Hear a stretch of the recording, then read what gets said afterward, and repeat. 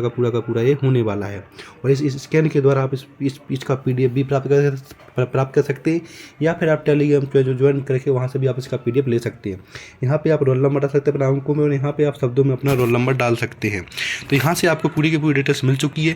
तो इस पेपर को आपको, इस वीडियो को पूरा का पूरा लास्ट तक देखना, 20 सवालों के साथ पूरा का पूरा वीडियो कराया जाएगा इसमें उत्तर के साथ। यहीं से आपके पेपर में सारे के सारे क्वेश्चन आने वाले, जितने भी वीडियो हमने पेपर बनाए वो सब यहीं से आपके क्वेश्चन बनते हैं।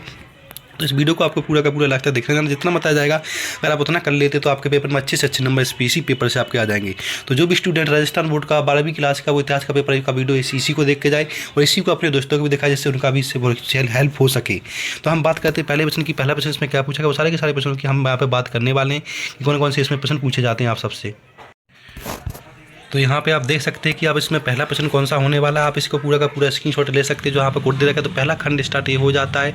इसमें एक नंबर के सारे प्रश्न आपसे यहाँ पे पूछे जाने हैं। तो जो इसमें पहला प्रश्न पूछे जाना वो आपके बहु विकल्प प्रश्न पूछे जाने वाले। इसके निम्नलिखित प्रश्नों का उत्तर विकल्प चुनकर उत्तर पुस्तिका में आपको यहाँ पर लिखना है। तो पहला प्रश्न क्या पूछा गया वो हम यहाँ पे बात कर ले। पहला प्रश्न पूछा गया, मिट्टी से बनी हल्की आकृति कहाँ मिली। मिट्टी से बनी हल्की आकृति कहाँ पर मिली आपको, लोथल में मिली, या आपको यहाँ पे रोपड़ में मिली, ठीक है, बी ऑप्शन रोपड़ में मिली, या फिर आपको मोहनजोदड़ो में मिली, या फिर आपको बनावली में मिली। तो इसका ऑप्शन ए हो जाएगा, ठीक है। इसके बाद प्रश्न नंबर दूसरा पूछा गया है। इसमें दूसरा पूछा गया है कि यहाँ पे कौरवों व पांडवों का संबंध किस वंश से था। तो प्रश्न नंबर दूसरा आपसे पूछा गया, दूसरे को आपको देख लेना। दूसरे में पूछा गया आपसे कि कौरवों व पांडवों का संबंध किस वंश से था। किस वंश से था, मौर्य वंश से, गुप्त वंश से, पंचाल वंश से, या कुरु वंश से। किस वंश से था कौरवों का, ठीक है। इसके बाद तीसरा, सांची के स्तूप का संबंध किस धर्म से है, बौद्ध धर्म से है, या फिर आपका यहाँ पे जैन धर्म से है। किस धर्म से है, तो यहाँ पे बौद्ध धर्म, जैन धर्म, इस्लाम धर्म, ईसाई धर्म। तो यहाँ पे बौद्ध धर्म आ जाएगा तीसरे का। प्रश्न नंबर चौथे में आ जाएगा, विजयनगर साम्राज्य की स्थापना कब की गई थी। विजयनगर साम्राज्य की स्थापना कब की गई थी। तो पहला ऑप्शन है इसमें 1556 में की गई थी, या फिर 1336 में की गई थी, या फिर 1526 में की गई थी, या फिर 1436 में। तो इसका ऑप्शन आएगा बी, 1336 में की गई थी। प्रश्न नंबर 5 में पूछा गया है कि आईना ए अकबरी के लेखक कौन है। प्रश्न नंबर 5 को आपको देखना है। इसमें पूछा गया कि अकबर ए आइनरी के लेखक कौन है। इसमें बताना अकबरी के लेखक कौन है, आईना ए अकबरी। तो यहाँ पे पूछा गया है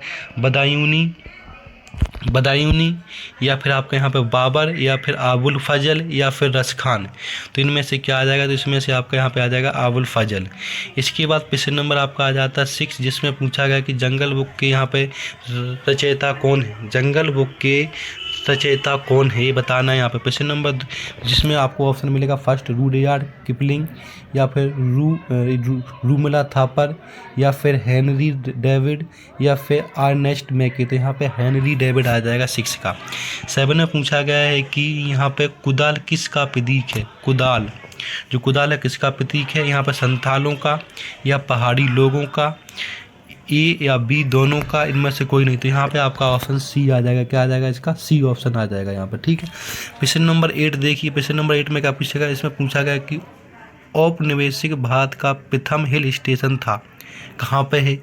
औपनिवेशिक भारत का प्रथम हिल स्टेशन था, कहाँ पे था। तो ये हमें यहाँ पे बताना प्रश्न नंबर 8 का कि जो हिल स्टेशन है वो कहाँ पे है। शिमला में है, माउंट आबू में है, ऊटी में है, या दिल्ली में, कहाँ पे ये बताना हमें। तो इसका ऑप्शन आ जाएगा आपका शिमला, वही इसमें का माउंट आबू में है। 9 नंबर में सारे जहाँ से अच्छा गीत के रचनाकार कौन है। सारे जहाँ से अच्छा गीत के रचनाकार कौन है, और मोहम्मद अली जिन्ना, रहमत अली, मोहम्मद इकबाल, या खान अब्दुल गफ्फार खान। तो ऑप्शन इसका सी आ जाएगा, मोहम्मद इकबाल है, ठीक है। प्रश्न नंबर 10 में पूछा संविधान सभा के अध्यक्ष कौन थे।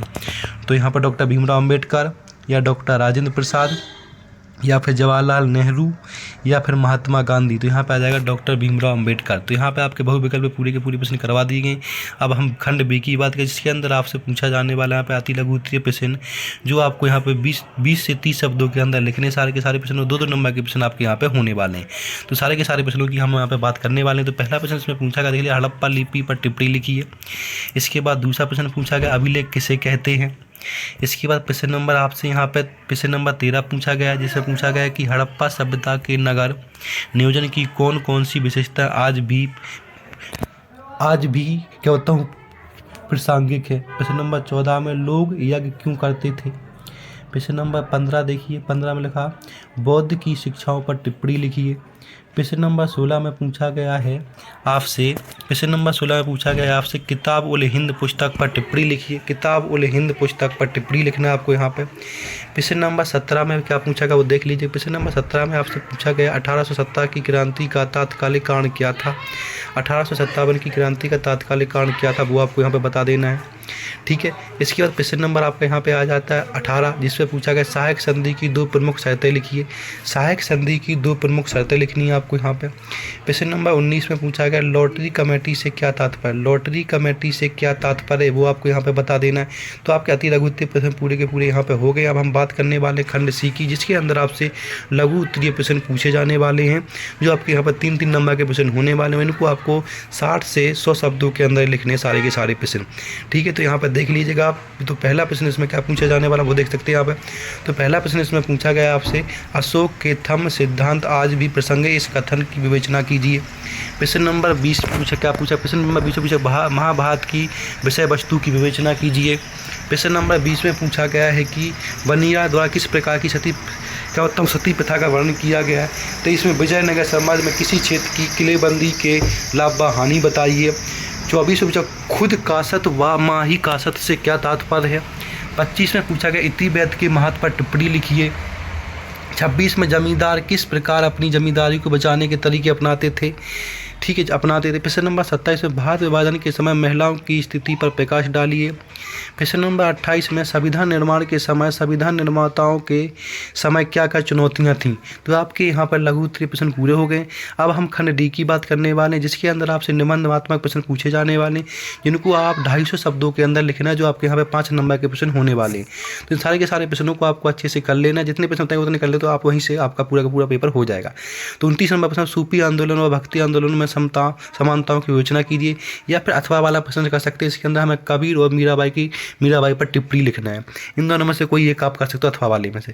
प्रश्न नंबर 30 से पूछा गया कि भारतीय स्वतंत्रता संघर्ष में महात्मा गांधी के योगदान का वर्णन कीजिए, या फिर आप इनमें टिप्पणी कर सकते हैं, जिसमें नमक यात्रा या फिर असहयोग आंदोलन की आप यहाँ पर टिप्पणी कर सकते हैं 5 नंबर में, ठीक है। इसके बाद प्रश्न नंबर 31 देखिए। 31 में पूछा गया भारत के मानचित्र पर स्थानों